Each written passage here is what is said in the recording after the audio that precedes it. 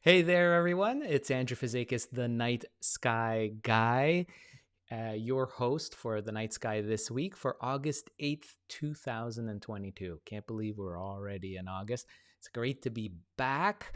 I've been off for a little bit here and there doing family stuff.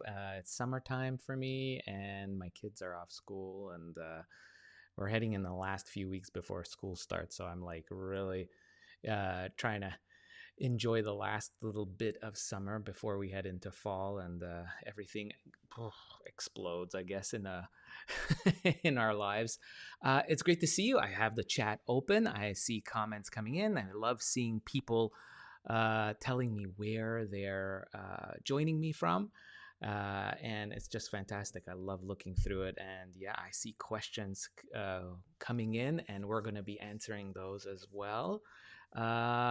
Let's dive right in. First off, I don't know if some of you experienced this, if you were in the right place at the right time, but there were northern lights visible in some parts of the northern hemisphere. Spaceweather.com, my friends there are reporting, and you can see right here, reporting that there was a surprise geomagnetic storm. So basically, the Earth's magnetic field was smashed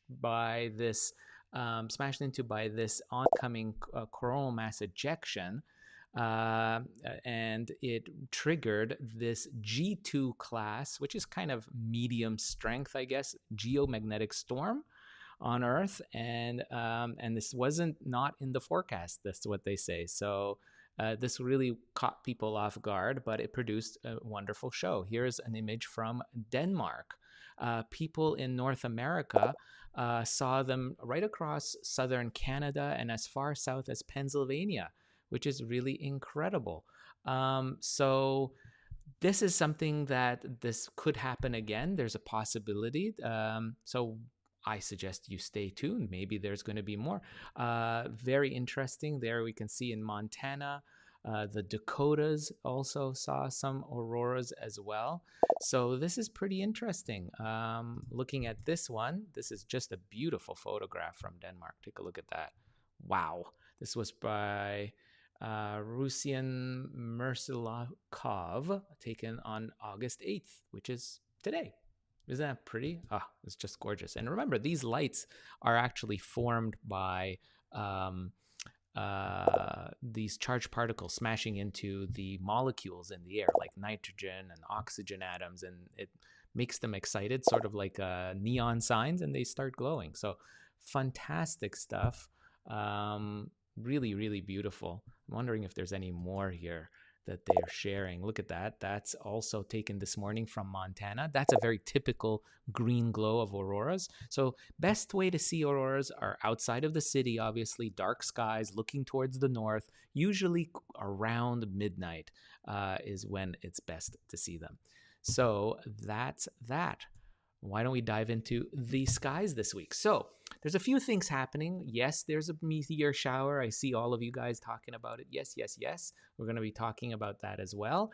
But first, I just wanted to mention, of course, the moon. The moon is going to be a big player this week. There is no doubt about that. You're not gonna be able to avoid the moon, unfortunately, because it's just hanging around in the evening sky. And so right now on Monday, August 8th, the moon is in Sagittarius right here, that zodiacal constellation. It's really easy to find usually the Sagittarius constellation. It's in the southern part of our skies in the evening after darkness falls.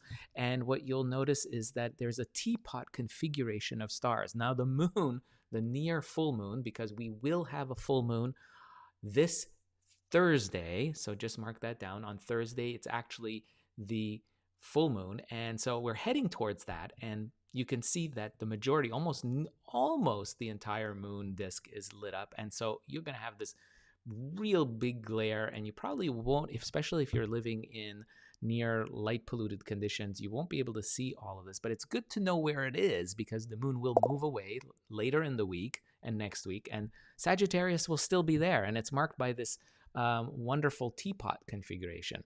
And to the right of it is a bright orange star. You'll notice far right of the moon will be Antares. That's the eye of Scorpius, the scorpion. And what you notice, you see this kind of glow in between the two constellations. It's very, very visible. That is, in fact, the Milky Way galaxy. And not just that, so this is our home island of stars. It's the core, the downtown center of our Milky Way galaxy that you're seeing in this part of the sky between Sagittarius and Scorpius. And that is incredible. So you're looking at the hub of the galaxy, and it's 28,000 light years away. Whoa, 28,000 light years away. So it means you're looking at a glow of countless numbers of stars that are packed very close together, about 28,000 light years away. That's where and the dark, you see that there's a dark kind of a rift that cuts this glow, the bright glow here. That rift, and you can see with my mouse I'm showing you, are dark dust lanes. They're basically dust lanes, empty gas pockets that are in between us and the downtown core. Remember, we live in a spiral galaxy. We're on one of the outer arms of the spiral galaxy we call the Milky Way. And this is the stuff between us and the core of the galaxy that's located 28,000 light years away. So it's really cool. That's this part of the sky, and it's just to the right of the moon tonight on August 8th, Monday. If we move forward in time, we'll see the moon play host to other things. So the moon is in the backside of Sagittarius on Tuesday. On Wednesday night, it's approaching Capricornus, okay, the sea goat constellation, also a zodiacal. That's where you can notice that the moon is traveling through the zodiacal constellation. That's what it does. It's the highway of the planets and the moon. It's what we call the ecliptic, or the solar system's pathway of planets and moon. And it's approaching Saturn. And by Thursday, that's what you'll see. You'll see the moon next to Saturn. And let me just make it a little bit smaller there. There we can see. There's the moon. And it'll be next to Saturn. So this is Thursday, August 11th. This Thursday, you'll get to see the beautiful color of Saturn next to the moon. And that is when the moon will be in its full phase. We call the August moon, goes by many different names, like the sturgeon moon, grain moon, I like to call it I like the name of the full corn moon, because this is the time in August, time of the year, especially in North America. That's where this name kind of originates. Is when the August corn fields are beginning to be harvested, and so that's where the name for the full moon of August comes from. It's the corn moon, the full corn moon. But like I said, it comes with lots of other cultures that have names attached to it. But I guess one of the more popular ones is the green. Actually, the full one is green corn moon. So that is what you'll see next to Saturn. Just a beautiful sight. And if you have a small telescope, you'll get to see, and you zoom in on Saturn, you'll see the rings. And this is what it'll look like through a small telescope very quickly. Just to show you, there'll be a small little disk with those very, very iconic rings that surrounds the planet right there. You get to see that. That's kind of a simulation of what you'd see through a small backyard telescope using high magnification eyepieces. So get those telescopes out. Great opportunity. If you've never seen Saturn before and you don't know where to find it, maybe perhaps the moon will guide you on Thursday. Now, if we move to Friday, check this out. Friday, the moon will have moved away from Saturn, and this is around mid-evening, around between 9 and 10 p.m., looking towards the southeast east. This is now post full moon. We're calling it the waning gibbous moon. Gibbous means that it's somewhere between halfway lit and full lit, the disk of the moon. We call that gibbous. Waning or waxing is the term used. We use waxing when it's going towards a full moon phase, and when after post full moon phase, as it's getting thinner, the crescent, we call it waning. So that is the difference. So this is a waning gibbous moon on Friday, August 12th. And if we continue, let me just move it a little bit later at night because it's going to be hidden earlier. So we'll see what it looks like. There it's higher up in the sky. You'll see that Jupiter rises later in the night. After 10, 11 o'clock, Jupiter will be rising. Can't miss it. It's the brightest planet in the evening sky. It rises in the eastern direction of the compass in the sky, eastern part of the sky, and the moon will be moving towards it. And so you'll see this is Friday, Saturday night, and by Sunday night, August 14th, Sunday, is when the moon will be parked right next to Jupiter. Just a beautiful sight. Through binoculars, this is sort of what you'll see. You can see very close like that, the two objects. I can just barely fit it in here on my screen, but that's about what you would see through binoculars. A really fun and easy sight to do. You can do this with kids as well. It's just a cinch, and even if you've never looked at the sky with binoculars and stuff, this is a great way to find a planet. Jupiter, the largest planet in the solar system. Remember that Jupiter, it's so big that over 1,200 Earths could easily fit inside of this planet. It's a gas giant, so it's made mostly of gas. It does have a little solid core at the center, we think, surrounded by a really wide, heavy ocean. And around that is all this gas. And so it's mostly hydrogen and helium gas, some methane, ammonia mixed in, giving it those funny colors. And that's what these bands are. These are all cloud bands. And you can actually see these bands through a backyard telescopes. So you've got these interesting, like ammonia, methane, and all these kind of gases that are there that are just peppering the atmosphere, creating these colorful, kind of psychedelic kind of patterns.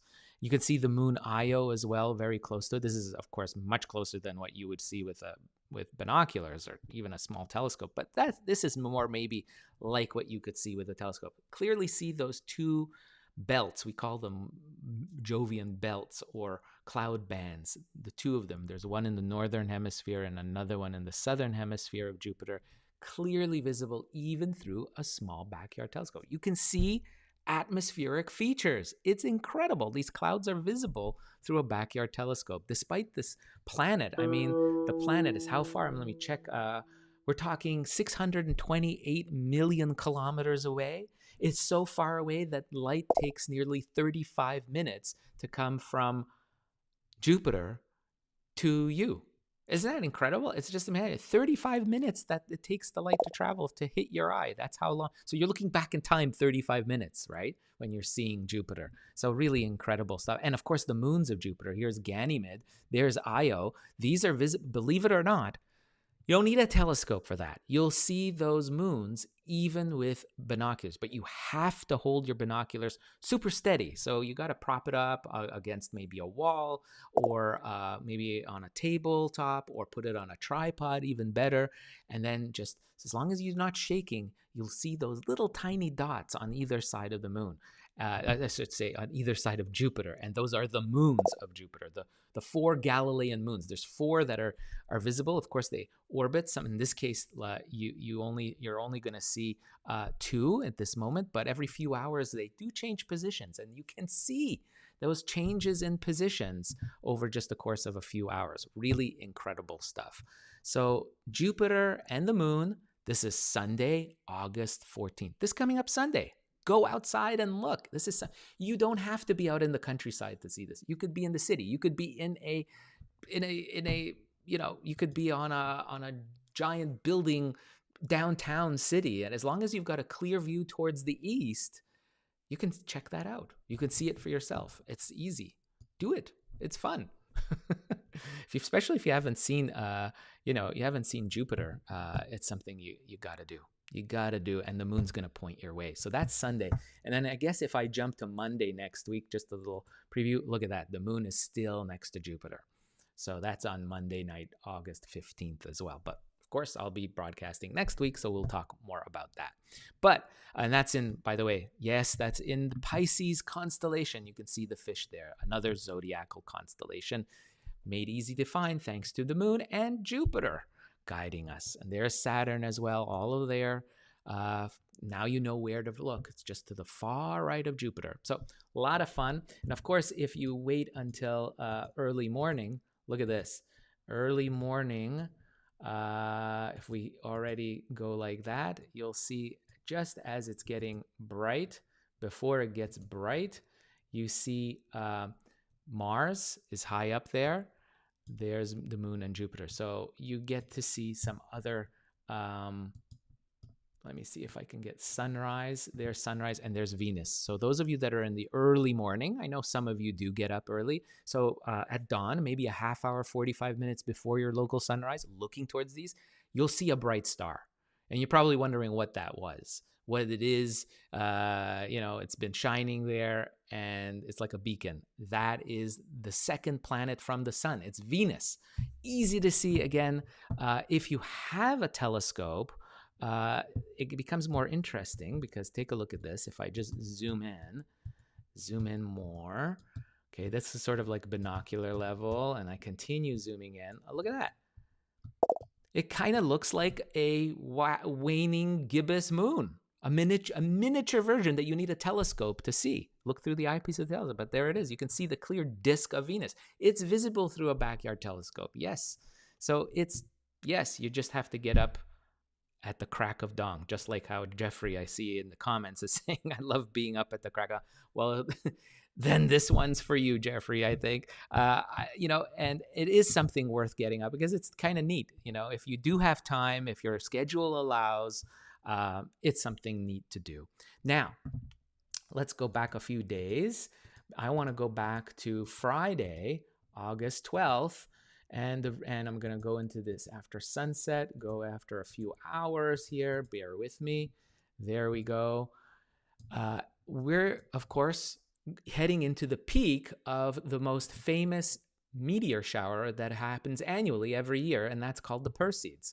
And if I just pop that in here, we can see what's called the radiant of the shower. So this year, the Perseids are peaking on August 12th and the 13th, this Friday and Saturday night. The Perseids usually you should be able to see anywhere from 60 to even over 100 shooting stars per hour on these nights. However, there's a caveat this year, and that is our friend, the moon. The moon, remember, I just was speaking a few moments ago, is going to be at full phase the day before the peak, Thursday night. So you're going to have a very bright, waning gibbous moon that rises fairly early at night. And you can see here, it's going to be rising around just at dusk, around 8:40, 9:30, something like that, depending on where you are, obviously. But in the mid-evening, it'll be rising in the east. And guess where the radiant of the shower is? In the northeast, in the constellation Perseus. That's where, by the way, the name of the shower comes from. The Perseids originate from the constellation Perseus, the young hero, mythological hero who battled Cetus the whale to save Princess Andromeda, which, by the way, is right next door. And there's the mother Andromeda, Cassiopeia, right above, overlooking the star-crossed lovers right there. So Perseus is where you can see all the shooting stars radiating out in this animation. So it's usually best to wait for the radiant to rise above your horizon so you get to see more shooting stars. However, this year we have to contend with the moon. And guess what? The moon is rising too with that radiant together in tandem. So really the best case scenario to viewing the Perseids is to turn your back to the moon. So where the moon is located in, say in the east, southeast, you'll look towards the west, right?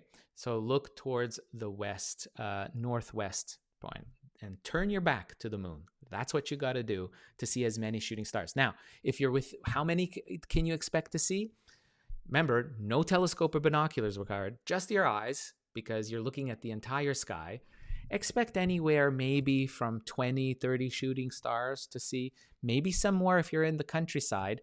Also look out for what are called fireballs or bolides. These are unusually bright meteors, which are caused by bigger stones that are falling through space. Now, what causes the Perseids?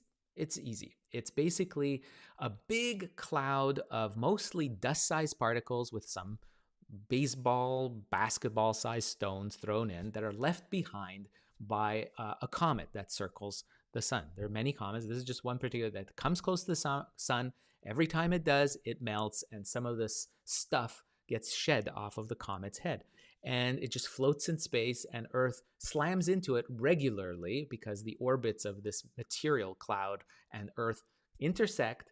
And so regularly that happens around mid-August every year, like clockwork, and we slam into this cloud of debris. And that's what gives us this stuff that you're seeing on the screen, is these shooting stars. It appears to come from this part of the sky occupied by the constellation Perseus. And you'll know that you're looking at, there's a bright yellowish star right underneath the radiant as well. And to the right, far right, will be Jupiter. So you'll know between these two bright stars is about where the radiant is. But like I said, the moon is going to be right there. Look at that. So I would turn my back to the moon, retain your dark adapted vision. Really, the most important thing in terms of viewing a meteor shower is retaining your dark adapted vision, being comfortable, being in a dark sky if possible, away from light pollution. If you can't get away and you're stuck in your backyard, say, in a typical suburban situation, turn all the lights off, turn your porch lights off, try to get to a spot where you're covered by trees or hedges or whatever, so you don't have any light coming into your eyes while you're viewing in the night sky. Try to get a reclining lawn chair, maybe a blanket if it's nice and warm where you are. Try to get a blanket and be comfortable, and expect to stay out, for at least a half hour, an hour, and watch for those shooting stars. And remember, you might see a fireball. These are bigger than this regular sand grain sized pebbles. They can be the big as a baseball or a grapefruit, and they can cause a beautiful light show. Sometimes they even appear on fire. Sometimes they produce a smoke trail. Sometimes they even produce a sonic boom. You can actually hear it, and it could be so bright that it can create a shadow as it's traveling. It looks like something's on fire and traveling. It's very impressive. I'm just thinking about it and I'm getting excited because I've seen these things before and they're very visually impressive. So the Perseids are a great time to look for fireballs. So get out if you can to a dark site. Friday night and Saturday night are the best, but if you can't, don't worry. The Perseids are already underway. They have been this past week. They're just ramping up in numbers, which really go up very quickly, the uptick on Friday and Saturday nights, and then they kind of come back down in their numbers per hour over like Sunday, Monday, and into next week. You'll see some Perseids as well. So try to get out. This is a really good fun activity for an entire family. Really, it's kids love it, and it's just it's a great excuse to be out under the stars if you can. So remember, Friday night, Saturday night, the 12th and 13th are the best time to see it. Turn your back to the moon. Don't look at it. Turn off all lights, and you should have a great show. Lots of wishes to be made with this shower. Phew. So that was a lot of stuff. I hope you enjoyed this week's show. Thank you so much for tuning in. If you like these videos, please hit that subscribe button, whether you're watching on YouTube, on Facebook, on Twitter, and share this content. And let's get more people out stargazing. It's a lot of fun. It's free to do. And it really is something that we all share as humans around the world, being able to see this beautiful sky that we have. And it doesn't matter if you have light pollution, you're in the city, there's still stuff to see, as I've shown in this video today. So with that, thanks so much for spending a few moments of your time. And of course, if you're like this kind of stuff, check out my book, The Backyard Guide to the Night Sky. It's out by National Geographic. It's got all my tips and tricks that I share every week here, but tons more, and it'll be at your fingertips. It's like having the night sky guy with you. And I've been doing amateur astronomy for many decades, doing outreach countless times. And this is the stuff that I've learned over the years from a lot of friends and senior amateur astronomers from ages past, of techniques of how to learn the night sky and navigate. And it's got a lot of really, really fun stuff in there that you can use. Everything from buying telescopes, binoculars. It's available wherever books are sold. And it's doing well. It's actually, I saw it. I was on Amazon. It's still ranked as one of the top best-selling skywatching titles. And I have to thank you for that. Thank you so much for your support. And until next next video, I wish all of you, as usual, clear skies. Bye-bye, guys.